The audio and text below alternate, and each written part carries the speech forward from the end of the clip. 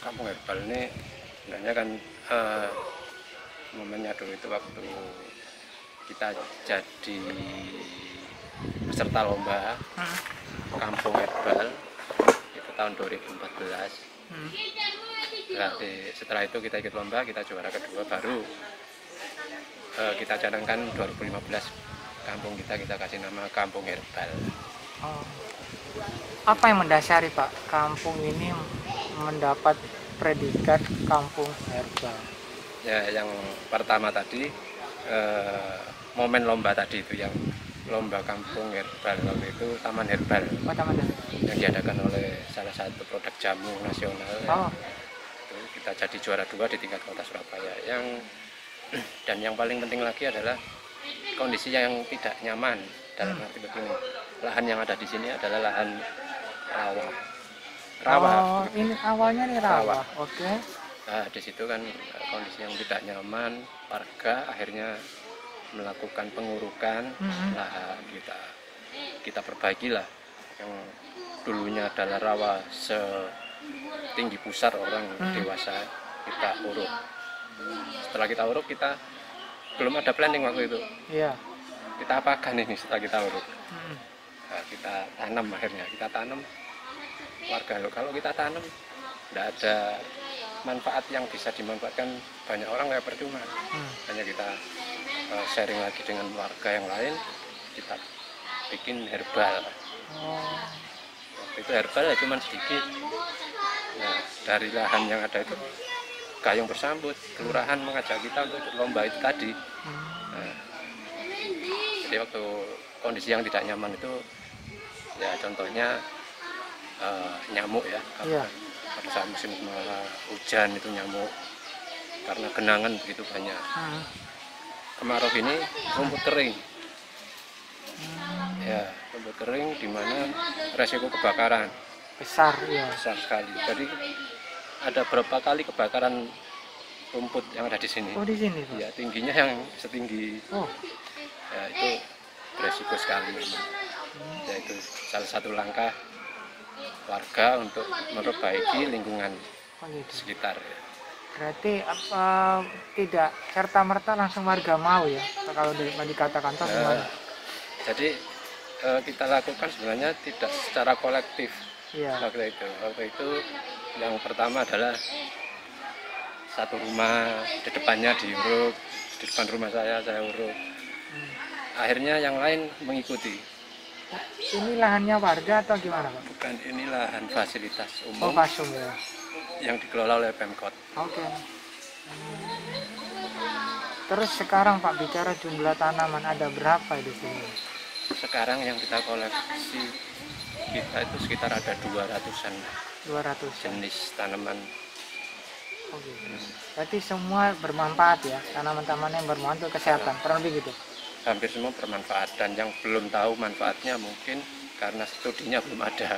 Sebenarnya ada tanaman banyak yang kadang kita tidak tahu manfaatnya. Tapi hampir semua tanaman itu adalah sebenarnya herbal. Dalam arti herbal berguna untuk manusia. Di masa pandemi kayak gini nih Pak, tanaman ini bermanfaat nggak? Ada yang digunakan untuk warga sekarang ini rutin atau gimana? Oh, kalau yang rutin kayak daun salam, belimbing ulu, daun sirih, itu kan tiap hari, daun kelor itu tiap hari dikonsumsi warga. Jahe, kayak lengkuas, itu kunyit, itu yang umum itu hampir setiap rumah ada. Jadi kebutuhan itu selalu ada untuk kebutuhan rumah tangga. Gitu. Berarti ibaratnya warga di sini bisa memanfaatkan semua tanaman yang bermanfaat itu ya. Ya. Saya lihat ada perpustakaan, apakah ada kaitannya Pak? Perpustakaan ini baru atau gimana? Perpustakaan ini sebenarnya pendukung dari Kampung Herbal, karena waktu itu kita membuat kampung namanya Kampung Herbal. Sebenarnya itu bukan perpustakaan di awalnya, adalah rencana kita membuat balai RT untuk pelayanan warga. Oh gitu. Tapi waktu gedung itu belum selesai, kita ditawari dari dinas arsip dan ini kalau warga mau menyediakan tempatnya, kita akan membantu fasilitas buku dan pendampingnya. Akhirnya kita rubah pola pikir kita, sudah tidak perlu kita bikin balai RT, pelayanan bisa di rumah atau nanti kita nempel di perpustakaan. Perpustakaan 24 jam Pak atau gimana? Sebenarnya kalau aktivitas warga 24 jam, karena di situ kan ada hall di sebelah itu. Oke. Untuk yang ruangan itu memang harus safe, terkunci kalau malam. Oh gitu. Terus saya lihat Pak, apakah pemerintah melalui wali kota sudah datang ke sini?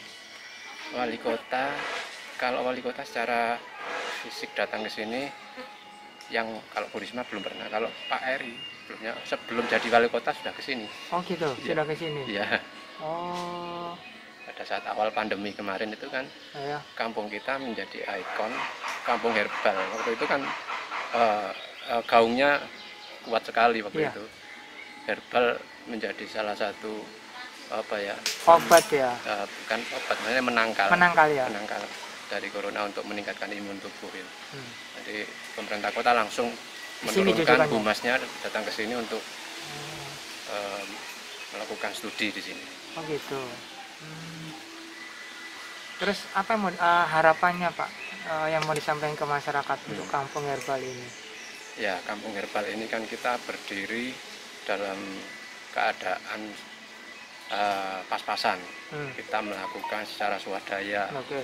Tapi memang ada kelebihannya. Kalau kita melakukan swadaya itu adalah rasa memilikinya lebih kuat, rasa sayangnya akan lebih kuat. Tapi kita juga perlu arahan dan sentuhan-sentuhan dari pemerintah kota untuk pengembangan selanjutnya. Karena kampung herbal ini sebenarnya punya banyak planning yang boleh tahu Pak. Salah satunya kita bikin kampung herbal wisata, wisata edukasi. Di situ kelemahan kita adalah karena daya finansial kita terbatas, SDM kita terbatas, kemudian link kita dengan pemerintah kota juga terbatas. Nah, itu sebenarnya sentuhan-sentuhan yang kita harapkan. Apakah di sini ada pelatihan-pelatihan kayak gitu Pak? Kalau pelatihan sering, karena kita sekarang kan semua pelatihan kita linknya kita berikan ke perpustakaan.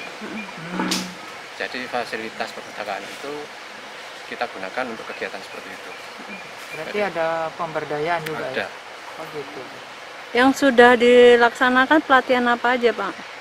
Kalau pelatihan pembuatan obat herbal, jamu herbal, kita terus terang pendamping dari pembuatan produk-produk herbal itu dari Puskesmas Menur. Puskesmas Menur itu selalu mendampingi kita dan kadang 1 bulan 1 kali, kadang 2 kali dia memberi pelatihan. Dia yang datang atau kita yang diundang ke sana. Untuk pemasarannya bagaimana? Pemasarannya kita lakukan lokal.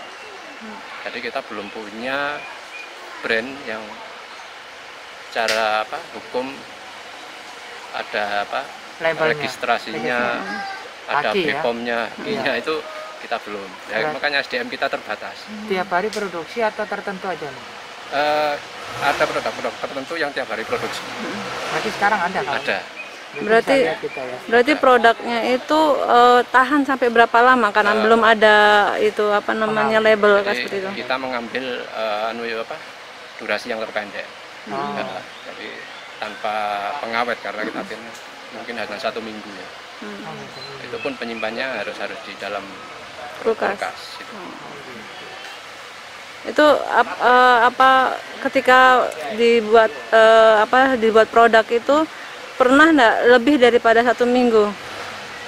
Kebanyakan produk itu sudah habis. Sudah habis ya? Sebelum 1 minggu sudah habis ya? Kali produksi berapa? Kalau saya sebagai ketua kampung herbal tidak mengikuti dari sisi pemberdayaan ekonomi warganya, karena itu kami serahkan kepada PKK. PKK yang kelola. Jadi PKK mendampingi ibu-ibu yang melakukan kegiatan produksi dari tanaman herbal. Kami manajerialnya, kami mengatur dari setiap kegiatan dan menyusun program itu dari ketua kampung herbal. Berarti masyarakat bebas ya kalau mau belajar ke sini Pak? Bebas. Tapi minta maaf di masa pandemi ini kami juga agak mengurangi kegiatan kita yang sifatnya fisik. Oh iya, pertentuan.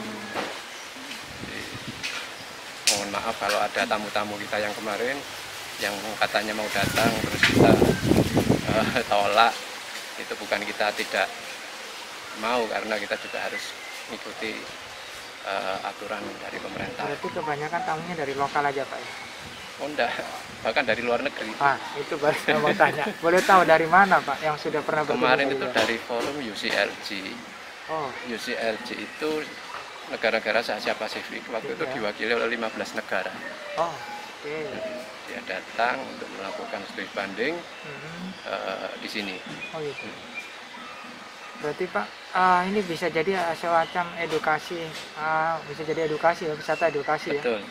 Jadi planning kami sebenarnya, kami yang di awal itu sebenarnya adalah untuk menjadikan kampung wisata itu sebenarnya kalau kita awali dengan pembentukan jalan, pembuatan jalan, jalan-jalan setapak. Ini sudah kita mulai yang ke sana, nanti ada yang ke sana. Ini berarti ada pengembangan atau cukup sampai di sini Pak? Tidak, kita ini masih belum apa-apa. Sebenarnya kalau kita bicara tentang rencana itu kayaknya mimpi itu, karena apa? Kemampuan kita kecil, tapi keinginan harapan kita besar itu, tapi kita nggak pernah menyerah gitu. Berarti ini semua tanamannya Pak ya? Ya, masih banyak belakang sana, masih banyak. Sebelum pandemi itu tamu kurang lebih berapa orang yang ini? Wah, kalau dalam satu minggu ada 5-10, bukan orang, tim kadang. Itu yang, tapi kemudian kalau tim biasanya kami melakukan scheduling ya, istilahnya ada appointment untuk menentukan waktu, terus acaranya maunya seperti apa, itu yang bisa. Tapi kalau perorangan biasanya anak-anak skripsi bisa ya belajar ya, itu dari semua universitas hampir semuanya datang ke sini, UNESA, UTS, UNER, dari Sunan Ampel, Bara, UWM. Jadi hampir semua kalau di Surabaya. Penghargaan tadi sudah disebutkan penghargaan Pak. Sebenarnya apa aja yang pernah diraih? Penghargaan tertinggi kita di tingkat kota adalah Best of the Best pada saat Surabaya Smart City tahun 2019 mungkin, 2020 ya. Setelah itu kita tidak boleh ikut lomba lagi. Akhirnya kita ya coba-coba mencari peluang-peluang di luar kegiatan SSC itu. Berarti ibaratnya sekarang ini benar-benar di masa pandemi tetap berjalan Pak ya, untuk produksi atau gimana? Untuk kegiatan masyarakat lokal itu tetap berjalan. Jadi intern kita, tapi untuk kita mendatangkan suatu kegiatan untuk mendatangkan orang, kita stop dulu. Support dari pihak luar boleh tahu Pak, ada apa tidak sementara ini? Yang paling intens adalah kelurahan sama kecamatan. Oke. Kelurahan kecamatan itu selalu memantau kita dan selalu memberikan support. Salah satunya setiap tamu yang datang ke kelurahan atau ke kecamatan sering dia bawa ke sini. Jadi meskipun tidak ada agenda ke sini, kadang mungkin tempatnya sejuk, dia ingin. Iya sih kalau saya. Tingkat kesulitan Pak ketika mengelola tempat ini apa yang paling utama? Sebenarnya kesulitan itu berasal dari dalam ya, dari intern. Karena apa? Namanya orang yang tinggal di sini itu punya isi otak itu bermacam-macam. Iya benar. Gitu. Bagaimana kita menyatukan visi misi tujuan itu yang sangat misalnya susah sebenarnya. Tidak semudah apa yang kita. Karena kalau saya yang berbicara seperti itu, saya bukan pemilik, dia juga bukan pemilik, makanya kita sama-sama tidak punya kekuatan hukum. Karena saya bukan apa-apa, saya cuma ditunjuk menjadi ketua untuk membantu gitu aja. Dengan Bapak siapa? Saya Iwan Ridwan. Sebagai Ketua. Saya ketua Kampung Herbal di sini. Kalau di kecamatan saya sebagai kader lingkungan kecamatan. Makasih Pak. Iya. Minta kontaknya Pak.